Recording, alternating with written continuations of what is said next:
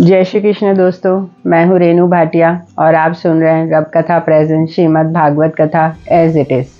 ये है 58th episode और आप सुन रहे हैं 10वां स्कंद 56वां अध्याय।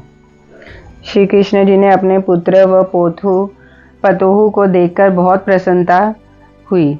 श्याम सुंदर अंतर्यामी यह सब जानते थे कि मेरा बेटा शंबरसूर के यहाँ है, पर इतने दिनों तक उन्होंने यह भेद रुक्मणी से नहीं कहा था। बहुत से द्रव्याधिक प्रद्युम्न के हाथ से दान दिलवाया और सब द्वारकावासी अपने अपने घर मंगलाचार मनाकर कहने लगे कि वासुदेव नंदन का बड़ा भाग्य है जो खोया हुआ पुत्र एक महासुंदरी स्त्री अपने साथ लेकर अपने घर आया। वासुदेव जी ने शुभ लग्न में बड़ी धूमधाम से प्रद्युम्न का विवाह रति के साथ कर दिया। इतनी कथा सुनाकर सुखदेव जी बोले, हे राजन, इस तरह कामदेव ने प्रद्युम्न का जन्म पाकर अपनी स्त्री रति का सुख दिया। सुखदेव जी ने कहा, हे परीक्षित, जिन दिनों प्रद्युम्न शंबरासुर के वहाँ था उन्हीं दिनों सत्राजित यादव ने पहले श्री कृष्ण जी को मणि की जूठी चोरी लगाई। पीछे से लज्जित होकर अपनी कन्या उन्हें विवाह दी। यह सुनकर परीक्षित ने विनय किया कि हे कृपा निधान, सत्राजित ने अपने मणि कहाँ से पाकर किस तरह श्याम सुंदर को उसकी चोरी लगाई और फिर क्यों कर अपनी कन्या उन्हें ब्याह दी। सुखदेव जी बोले, सत्राजित नाम एक यादव द्वारकापुरी में रहता था। जब उसने बहुत दिनों तक सूर्य देवता का तप व ध्यान सच्चे मन से किया, तब सूर्य भगवान ने प्रसन्न होकर उनको दर्शन दिए और संयमक मणि उसे देकर बोले कि तुम इस मणि को मेरे समान जानकर नित्य विधि पूर्वक इसका पूजन करना तो सुख से रहोगे। जिस नगर व घर में यह मणि रहेगी वहाँ योग और दरिद्र कहीं किसी को ना होगा। अनाज की महंगी नहीं पड़ेगी। जो कोई सच्चे मन से इसकी पूजा करेगा उसके घर रिद्धि सिद्धि बनी रहेगी। ऐसा कहकर सूर्य देवता अंतर ध्यान हो गए और सत्राजित व मणि गले में डालकर अपने घर चला आया। ज्योतिषियों ने शुभ मुहूर्त पूछकर उस मणि को बहुत अच्छे जड़ाऊ सिंहासन पर रखा और अपने नियम व धर्म में रहकर विधि पूर्वक प्रतिदिन उसकी पूजा करने लगे। उस मणि का प्रभाव यह था कि जो कोई शास्त्र अनुसार उसकी पूजा किया करे उसे 20 मन सोना व मणि नित्य देती थी। जब सत्राजित यादव उस मणि के प्रताप से थोड़े दिनों में बड़ा धन धान्य हो गया, तब द्रव्य के अभिमान से किसी को अपने बराबर न समझने लगा। एक दिन वह अभिमान पूर्वक संयमक मणि अपने गले में पहनकर श्री कृष्ण जी की सभा में चला गया। जब यदुवंशियों ने जो वहां बैठे थे उस मणि का प्रकाश सूर्य के समान देखा, तब वह लोग उसे सूर्य समझकर बोले कि हे द्वारकानाथ, आपका प्रताप व यश सुनकर सूर्य देवता तुम्हारे दर्शन के वास्ते आए हैं। यदुवंशियों का यह वचन सुनकर श्याम सुंदर ने कहा कि यह सूर्य देवता नहीं है। सत्राजित यादव ने जो सूर्य वरदान के तप करके मणि उनसे पाई थी, वह मणि अपने गले में बांधे हुए चला आता है। जब सत्याजित सभा में पहुंचकर जहां पर यादव लोग चौपड़ खेल रहे थे बैठा और केशवमूर्ति व यदुवंशी उस मणि की ओर देखने लगे, तब मन में कुछ समझकर तुरंत अपने घर चला गया। इसी तरह कभी कभी सत्याजित व मणि अपने गले में पहनकर वहां जाया करता था। एक दिन यदुवंशियों ने मुरली मनोहर से कहा कि महाराज, यह मणि सत्याजित से लेकर राजा उग्रसेन को दे देनी चाहिए, उसे शोभा नहीं देती। यह सुनकर किसी समय श्री कृष्ण जी ने सत्याजित की परीक्षा लेने के लिए हंसते हंसते उससे कहा कि राजा लोग सच में श्रेष्ठ होते हैं, इसलिए जिसके पास जो अच्छा पदार्थ हो उसे वह वस्तु उन्हें भेंट देनी चाहिए। ऐसी बात करने से लोक व परलोक दोनों बनते हैं। इसलिए तुम यह मणि राजा उग्रसेन को, जिन्हों हम भी अपना बड़ा जानते हैं, भेंट देकर संसार में यश प्राप्त करो। यह बात सुनते ही सत्याजित यादव लालच व उदास हो गया। इस बात का कुछ उत्तर न देकर चुप हो रहा और उन्हें दंडवत करके अपने घर चला आया। वृंदावन बिहारी की इच्छा अनुसार उसी दिन से जितना गुण उस मणि में था वह जाता रहा। सत्याजित ने घर जाकर अपने भाई प्रसन्न से कहा कि श्याम सुंदर ने मुझे यह मणि राजा उग्रसेन को देने के लिए कहा था, सो मैंने नहीं दी। यह वचन सुनते ही मूर्ख प्रसन्न ने द्वारकानाथ अंतर्यामी पर क्रोध किया और वह मणि सत्याजित से लेकर अपने गले में बांध लिया और घोड़े पर चढ़कर वन से बाहर खेलने चला गया। वह एक हरिण के पीछे दौड़ता हुआ गया और अपने साथी वालों से विलग होकर पहाड़ के कंदरा के पास पहुंचा। वहाँ एक शेर रहता था। शेर ने घोड़ों की ताप सुनी तो वह बाहर निकलकर प्रसन्न के घोड़े व हरिण समेत मार डाला। जब वह शेर प्रसन्न के गले में मणि देखकर अपनी कंदरा में घुसने लगा, तब श्री रामचंद्र जी के भक्त जामवत भालू ने वहां पहुंचकर उस शेर को कंदरा के द्वार पर मार डाला और वह मणि ले ली। उस मणि के प्रकाश से जामवत का स्थान जो अंधियारी कंदरा में था आठों पहर दिन के समान उजियारा रहने लगा। जब प्रसन्न के साथ वालों ने आकर सत्यजीत से कहा कि तुम्हारे भाई ने वन में एक हरिन के पीछे घोड़ा दौड़ाया तो फिर उसका कुछ पता ढूंढने पर भी नहीं मिला, इसलिए हम लोग लाचार होकर चले आए। यह बात सुनते ही सत्यजीत को बड़ा सोच करके मन में संदेह किया कि श्याम सुंदर ने संयमक मणि राजा उग्रसेन को देने के लिए मुझसे कहा था, सो मैंने नहीं दी, इसलिए उन्होंने मेरे भाई को वन में मारकर वह मणि ले ली। सत्यजीत इस बात का संदेह अपने मन में रखकर दिन रात उदास रहने लगा, पर श्री कृष्ण के भय से यह बात नहीं कह सकता था। एक दिन रात्रि के शैया पर सत्यजीत की स्त्री ने उसे उदास देखा।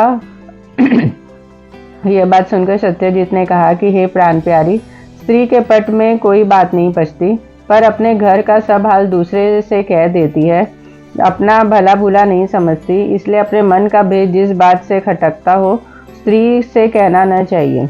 यह वचन सुनते ही वह झुंझलाकर बोली, मैंने कौन सी बात तुम्हारी सुनकर बाहर कह दी थी जो ऐसा कहते हो? क्या सब स्त्रियां एक तरह की होती है? जब तक तुम अपने मन का हाल मुझसे नहीं बतलाओगे तब तक मैं अन्न जल नहीं करूंगी।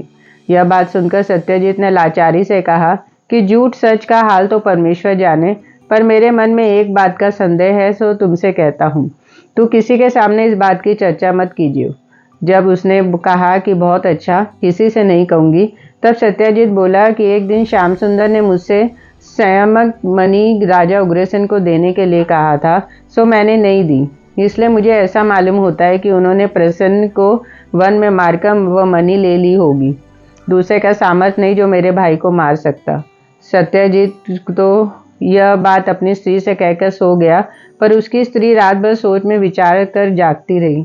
जब रात उठी तब उसने अपनी सखी व दासियों से कहा कि श्री कृष्ण ने प्रसन्न को मारकर मणि ले लिया है। यह बात को मेरे स्वामी ने मुझसे कही थी, परंतु तुम लोग किसी के सामने चर्चा मत करना। हे राजन, स्त्रियों के पेट में कोई बात नहीं पचती।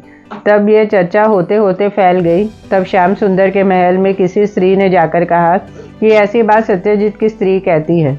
जब यह झूठा कलंक सुनकर मुरली मनोहर की स्त्रियां आपस में यह सोच करने लगी, तब उनमें किसी ने वृंदावन बिहारी से कहा कि महाराज, आपको सत्यजीत प्रसन्न के मारने व संयमिक संयमक मणि लेने का कलंक लगाते हैं। श्याम सुंदर ये झूठा कलंक सुनकर पहले तो अपने मन में उदास हो गए, फिर कुछ सोचकर विचारा कि राजा उग्रसेन के पास जहाँ वासुदेव व बलराम जी आदि अनेक यदुवंशी बैठे हैं, जाकर कहा कि महाराज, सब लोग ये झूठा कलंक लगाते हैं कि कृष्ण ने प्रसन्न को वन में मारकर मणि ले ली है। आप आज्ञा दीजिए तो मैं प्रसन्न व उस मणि का पता लगाकर अपना कलंक छुड़ाऊं। जब उग्रसेन यह बात सुनकर कुछ नहीं बोले, तब श्याम सुंदर 10-15 यदुवंशी व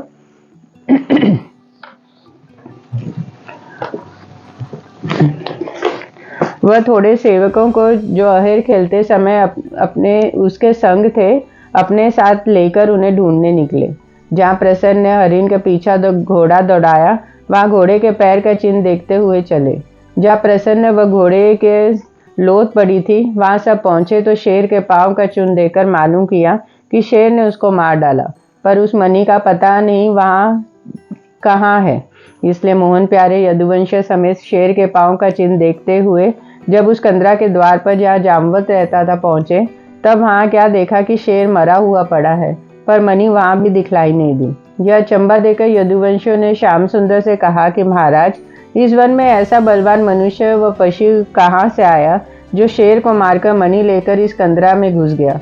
वो सब लोग ने अपने सामर्थ्य भर ढूंढा, प्रसन्न के मरने का अपयश इस शेर को लगा। अब तुम्हारा झूठा कलंक छूट गया, इसलिए लौट चलिए। यह सुनकर दैत्य संहारन ने कहा कि चलो इस कंदरा में घुसकर देखें शेर को मारकर मणि कौन ले गया है। यदुवंशी बोले कि महाराज, हमें इस कंदरा में मुख दिखाने से भय मालूम होता है, इसमें जाकर अपने प्राण क्यों देवे। आपसे भी विनय करते हैं कि इस भयानक गुफा में न जाकर द्वारका को चलिए।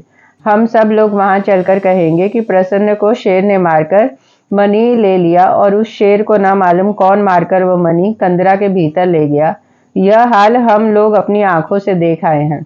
इस बात के कहने से तुम्हारा कलंक छूट जाएगा।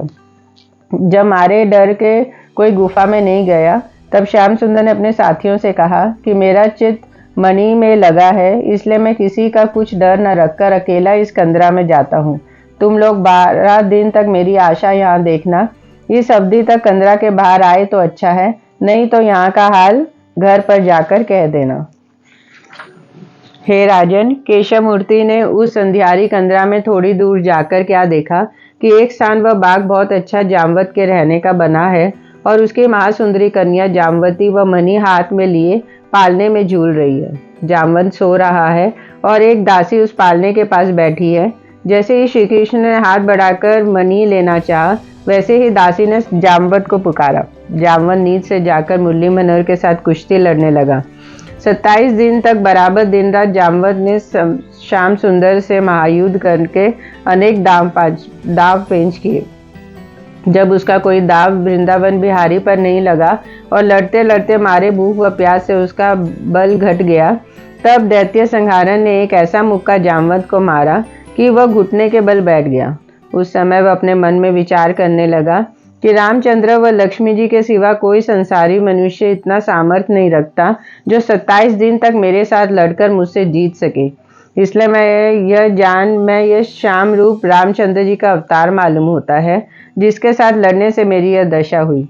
इतनी कथा सुनाकर सुखदेव जी बोले, हे परीक्षित, जब जामवंत के हृदय में ज्ञान का प्रकाश हुआ, उसे विश्वास हुआ कि यह रामचंद्र जी का अवतार है, तब श्याम सुंदर भक्त हितकारी अंतर्यामी ने प्रसन्न होकर उसी समय रघुनाथ रूप धारण करके धनुष बाण लिए और उसको अपना दर्शन दिया। जामवंत वह स्वरूप देखते ही साष्टांग दंडवत करके हरिचरणों पर गिर पड़ा और परिक्रमा करके उनके सामने खड़ा हो गया। बड़े बड़े प्रेम से आंखों में आंसू भरे हुए हाथ जोड़कर विनय करने लगा, हे दीनानाथ, सब जगत की उत्पत्ति व पालन करने वाले अंतर्यामी, आपने बड़ी दया की जो पृथ्वी का भार उतारने के लिए अवतार लेकर मुझे अपने दर्शन दिए। नारद मुनि मुझसे कह गए थे कि रामचंद्र जी वासुदेव अवतार धरकर तेरे स्थान पर आवेंगे, इसलिए मैं त्रेता युग में यहाँ रहकर तुम्हारे दर्शनों की आशा करता था। सो आज अपना मनोरथ को पहुँचा। आप तीनों लोक के स्वामी व पालन करता हैं। आप सबसे पहले थे और महाप्रलय होने के उपरांत भी तुम्हारे सिवा कोई दूसरा स्थित नहीं रहेगा। आप राजा दशरथ के पुत्र हैं, अयोध्यापुरी और सब जगत के राजा हैं। तुम्हारा आदि व अंत का वेद भी नहीं कोई जान सकता। शंख चक्र गदा पद्म आपके शस्त्र है। इस तरह का सुख तुम्हारी कृपा से जीवों को प्राप्त होता है। आप सदा आनंद मूर्ति रहते हैं, किसी बात का सोच आपको नहीं व्यापता। आप सबका मनोरथ पूर्ण करने वाले हैं। तीनों लोग में किसी को ऐसा सामर्थ्य नहीं है जो तुम्हारी महिमा व वेद को जान सके। आप सीतापति हैं, लक्ष्मण भरत व शत्रुघ्न के बड़े भाई हैं। ऐसे सुंदर हैं कि कामदेव भी तुम्हारे रूप पर मोहित हो जाता है। आप सदा शेषनाग की छाती पर शयन करते हैं। आपने अपने पिता राजा दशरथ की आज्ञा से राज्य छोड़कर लक्ष्मण व सीता जी समेत 14 वर्ष तक वनवास किया और वन में अनेक राक्षसों को मार के ऋषिवर व हरिभक्तों को सुख दिया। सब अपने स्वरूप नखा का नाक काटकर खदूषण व त्रिशिरा आदि को मार डाला। तब रावण योगी का वेश बनाकर पंचवटी में आया और सीता जी को अकेली देखकर छल से हर ले गया। जब सुग्रीव वानर, जो अपने भाई बलि के डर से निकला था, तुम्हारी शरण में आया, तब आपने अधर्मी बलि को मारकर सुग्रीव की इच्छा पूरी की और हनुमान जी को अपना भक्त व सेवक समझकर उन्हें यश दिया। जब आप भालू व बानरों की बड़ी भारी सेना अपने साथ लेकर समुद्र के किनारे पहुंचे, तब रावण का भाई विभीषण तुम्हारी शरण में आया। आपने उसे लंकापति कहा। जब समुद्र अज्ञान और अभिमान के कारण तुम्हारे पास नहीं आया, तब आपके क्रोध करने से समुद्र का पानी सूखने लगा और जल के सब जीव व्याकुल हो गए। यह दशा देखते ही समुद्र विनय पूर्वक आकर तुम्हारे चरणों पर गिर पड़ा और अपना अपराध क्षमा कराने के लिए हाथ जोड़कर बोला, महाराज, आपने दर्शन देके मुझे कृतार्थ किया। यह दीन वचन सुनकर आप उस पर दयालु हुए। फिर आज समुद्र में पुल बांधकर भालू व वानरों की सेना सहित पार उतर गए और रावण को परिवार व सेना समेत मारकर विभीषण को लंका का राज्य दिया। सीता को साथ लेकर अयोध्यापुरी में आए और 11,000 वर्ष वहां राज्य किया। उन दिनों त्रेता युग था। तब से मैं तुम्हारा दर्शन पाकर, जो ब्रह्मादिक देवताओं को जल्दी ध्यान में नहीं मिलता, अपने बराबर किसी दूसरे का भाग्य नहीं समझता। हे दीनानाथ, आप जिस तरह आप दया करके अपने चरण यहाँ लाए, उसी तरह दयालु होकर आने का कारण बतलाइए। यह वचन सुनकर श्याम सुंदर ने कहा, हे जामवंत, हम तेरी स्तुति सुनने से बहुत प्रसन्न हुए। जो मणि तेरी कन्या हाथ में लिए खेलती है, इसी मणि की चोरी मुझे सत्राजित यादव ने लगाई है, इसलिए मैं अपना कलंक छुड़ाने के लिए यह मणि लेने आया हूँ। यह मुझे दे दो। यह वचन सुनते ही जामवंत ने मनसा वाचा कर्मणा प्रसन्न होकर विनय किया, हे महाप्रभु, मैं यहाँ एक मणि और दूसरी जामवती कन्या 2 मणि है, यह दोनों तुम्हें भेंट करता हूँ। आप दया करके अंगीकार कीजिए, जिससे मेरा उद्धार हो। यह सुनकर केशव मूर्ति बोले, बहुत अच्छा, मैंने तेरा कहना माना। जैसे यह वचन जामवंत ने सुना, वैसे ही हर्ष पूर्वक अपनी कन्या श्री कृष्ण जी को ब्याकर वह मणि दहेज में दे दी। इतनी कथा सुनकर सुखदेव जी बोले, हे परीक्षित, इधर तो मोहन प्यारे 27वें दिन जामवंत से विदा होकर मणि व जामवती को साथ लिए अपने घर चले। उधर यदुवंशी 24 दिन तक उनकी आशा देखकर निराश होकर बाहर से रोते पीटते द्वारका में आए। जब राजा उग्रसेन व वासुदेव आदि द्वारका वासियों ने यह हाल सुना, तब छोटे बड़े स्त्री व पुरुष अन्न जल छोड़कर अति विलाप करने लगे। सब लोगों ने सत्यजित को गालियां देकर अनेक दुर्वचन कहा और बहुत से लोगों ने सत्यजित को मारना चाहा। पर बलराम जी ने उन्हें मारने से बरजकर समझाया कि तुम लोग कुछ चिंता मत करो, दैत्य संहारन मणि लिए हुए आते हैं। तीनों लोकों में ऐसा कोई नहीं है जो उनको मार सके। जब उनके समझाने पर भी किसी को धैर्य नहीं हुआ, तब रुक्मणी आदि स्त्रियां रोते रोते घबराकर अपने महल से बाहर निकली और इकट्ठी होकर द्वारका वासियों समेत मोहन मूर्ति को ढूंढने चली। हे राजन, नगर के बाहर जो देव स्थान उन्हें दिखलाई देता था, वहां मानता मानकर आगे चली जाती थी। जब नगर से 1 कोस बाहर देवी का मंदिर पर पहुंची, तब विधि पूर्वक पूजा करने के उपरांत हाथ जोड़कर बोली, हे अंबिका माता, तुम सबकी इच्छा पूर्ण करती हो, इसलिए हम लोग तुमसे यह वरदान मांगती हैं कि हमारे प्राणनाथ जल्दी दर्शन देके हम लोग का दुख हरें। जिस समय द्वारकानाथ को स्त्रियां देवी जी से यह वरदान मांग रही थी और राजा उग्रसेन यदुवंशियों समेत अपनी सभा में बैठे हुए सोच रहे थे, उसी समय मुरली मनोहर मणि व जामवती को अपने साथ लिए हंसते हुए राजा उग्रसेन की सभा में आकर खड़े हो गए। उनका चंद्रमुख देखते ही वासुदेव आदि ने अति प्रसन्न होकर बहुत द्रव्याधिक उनके हाथ से दान व दक्षिणा दिलवाया और यह समाचार सुनकर रुक्मणी आदि स्त्रियां बड़े हर्ष से गाती बजाती अपने अपने मंदिर में आई। एक यदुवंशी ने हंसी से मोहन प्यारे से कहा कि मणि कछु कही गए जामवत के धाम, ब्याह कर पहुंचे यहाँ माखन प्रभु घनश्याम। केशव मूर्ति यह बात सुनकर हंस दिए। उसी समय सत्यजित को बुला भेजा और मणि उसे देकर कहा, तुमने हमको मणि लेने व प्रसन्न को मारने का झूठा कलंक लगाया था।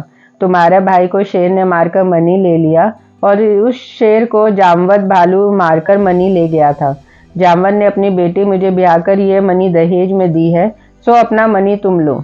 जब सत्यजित ने वह मणि देखकर सब हाल सुना, तब अति लज्जित हो गया। उस समय तो वह श्याम सुंदर की आज्ञा अनुसार मणि लेकर अपने घर चला आया, पर मन में बहुत उदास होकर कहने लगा, देखो मैंने बड़ा पाप किया जो झूठा कलंक वैष्णवनाथ को लगाया।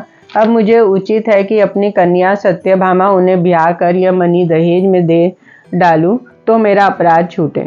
जब ऐसा विचार कर सत्यजित ने अपनी स्त्री से पूछा, तब वो बोली कि हे स्वामिन, तुमने बहुत अच्छा विचारा है। सत्यभामा श्री कृष्ण जी को देकर जगत में यश लीजिए।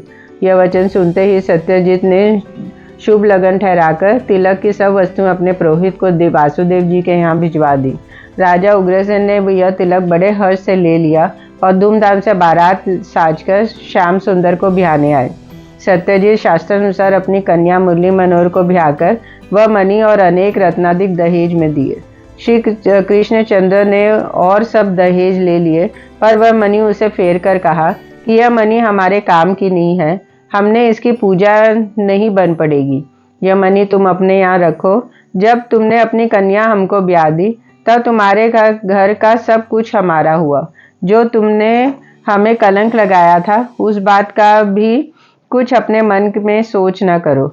अब हम तुमसे कुछ क्रोध नहीं रखते। जिसकी वस्तु खो जाती है उसका संदेह अनेक मनुष्य पर होता है। यह सुनते ही सत्यजीत ने लज्जित होकर वह मणि ले ली और श्याम सुंदर सत्यभामा के साथ लेकर गाजे बाजे समेत अपने घर आए। इतनी कथा सुनकर परीक्षित ने पूछा, हे स्वामी, कृष्णचंद्र वैकुंठनाथ को जूठा कलंक क्यों कर लगा? सुखदेव जी बोले कि मुरली मनोहर ने भादो सुदी चौथ का चंद्र देखा था, इसलिए उनको जूठी चोरी लगी। 57वां अध्याय। सुखदेव जी बोले, हे परीक्षित, जिस तरह शतगंधा यादव ने सत्यजीत को मारकर उसकी मणि ले ली और मुरली मनोहर के भय से द्वारका छोड़कर भाग गया था, वह हाल कहते हैं, सुनो। एक दिन किसी ने द्वारका में आकर श्याम व बलराम को यह संदेश कहा कि युधिष्ठिर आदि 5 भाइयों को दुर्योधन ने लाक्षागिरी के कोट में रखकर आधी रात को चारों ओर से आग लगवा दी, सो वह लोग अपने माता समेत जल गए। यह हाल सुनते ही दोनों भाइयों ने ऐसे सोचा कि उसी समय रथ पर चढ़कर अपनी फूफू और भाइयों की सुधि लेने के लिए हस्तिनापुर को चले गए। जब श्याम व बलराम राजा दुर्योधन की सभा में पहुंचे, तब क्या देखा, राजा दुर्योधन और धृतराष्ट्र आदि सब छोटे बड़े उदास बैठे हैं और भीष्म पितामह और द्रोणाचार्यों की आंखों में से आंसू बह रहे हैं। गांधारी और कौरवों की स्त्रियां 5 भाइयों को याद करके रो रही है। यह सब दशा देखकर श्याम व बलराम जी भी उनके पास जा बैठे और युधिष्ठिर का हाल उनसे पूछा तो किसी ने कुछ उत्तर नहीं दिया, परंतु विदुर ने श्याम सुंदर के निकट जाकर धीरे से कह दिया, दुर्योधन आदि ने तो 5 भाइयों के प्राण लेने के कुछ उठा नहीं रखा था, पर तुम्हारी दया से वह लोग सब बच गए हैं। यह हाल सुनकर केशवमूर्ति वहां से बाग में अपने डेरे पर चले आए। इतनी कथा सुनाकर सुखदेव जी बोले, हे परीक्षित, जब श्याम व बलराम हस्तिनापुर चले थे, तब उनके पीछे द्वारका में यह हाल हुआ कि द्वारकावासी रात गंधवा यादव के यहाँ, जिससे पहले सत्यभामा की मंगनी हुई थी, अक्रूर और कृतवर्मा ने जाकर कहा कि एक तो सत्यजीत ने मणि चुराने का जूठा कलंक द्वारकानाथ को लगाया, दूसरा अपनी बेटी की मंगनी पहले तुमसे करके फिर श्री कृष्ण को ब्याह दी, इसलिए तुम्हारी नाम धराई जाति भाइयों में हुई। इन दिनों श्याम व बलराम हस्तिनापुर गए हैं, सो तू उसे मारकर अपने बैर क्यों नहीं लेता? हमारे निकट यह बात उत्तम है कि रात को हम तीनों मनुष्य सत्यजीत के घर पर चलकर उसे मार डाले और इतने दिनों तक उसने जो सोना मणि के प्रताप से इकट्ठा किया वह छीन ले। यह बात मानकर शतधन्वा रात को अक्रूर व कृतवर्मा के साथ सत्यजीत के स्थान पर गया। अक्रूर व कृतवर्मा के द्वार पर खड़ा कर दिया और आप अकेला घर के भीतर जाकर सत्यजीत को नींद में सोया था मार डाला और मणि व जो कुछ सोना उसके घर में था लेकर बाहर चला आया। जब सत्यजीत को मारकर तीनों मनुष्य अपने अपने घर चले आए, तब शतधन्वा अकेला अपने घर बैठक सोच रहा था कि मैंने अक्रूर और कृतवर्मा का कहना मानकर श्री कृष्ण जी वैकुंठनाथ से बैर लिया, अब ना मालूम वह मेरी क्या दशा करेंगे। जब सत्यजीत की स्त्री यह दशा अपने पति की देखकर रोने पीटने लगी और सत्यभामा ने यह हाथ सुनते ही वहां जाकर अपने पिता की यह गति देखी, तब उसने पहले बड़ा विलाप किया, फिर अपनी माता को धैर्य देकर सत्यजीत के लोथ को तेल में रखवा दिया और उसी समय आप रथ पर चढ़कर दैत्य संहारण के पास हस्तिनापुर को गई। हे महाप्रभु, शतधन्वा रात्रि को सोते समय मेरे पिता को मरवाकर मणि ले गया। ऐसा कहकर जब सत्यभामा श्याम व बलराम के सामने अति विलाप करने लगी, तब द्वारकानाथ ने भी बलराम समेत आंखों में आंसू भरकर सत्यभामा से कहा कि तू अपने मन में धैर्य धर, जो कुछ होना था सो हो चुका। अब